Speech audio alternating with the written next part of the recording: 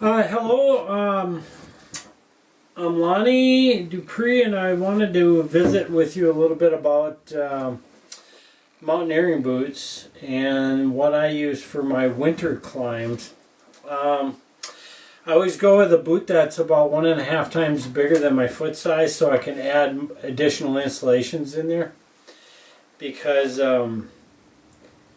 it's just extremely cold, and it's colder than a lot of the Himalayan peaks are at 8,000 meters. So climbing in the Alaska range in the winter, you need a pretty beefy setup. So I like picking a mountaineering boot that has a large toe box, so you have a lot of room to move your toes.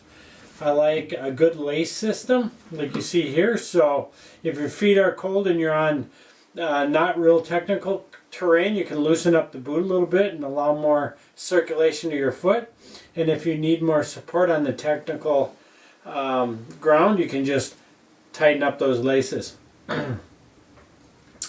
I also, by buying the boot a little bit bigger, I can add an extra insole in there, insulating me from the cold ground.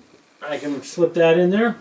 And then what I wear inside the boot is a vapor barrier. I have a vapor barrier liner, and what works really well is one that is used for maple syruping. They call it a sap bag. It's a thick blue bag. I didn't have one here, so I'm just using this one as an example. But first what I do is I have a thin wool liner sock that I'll put on my foot. Then I'll slip it into the plastic bag.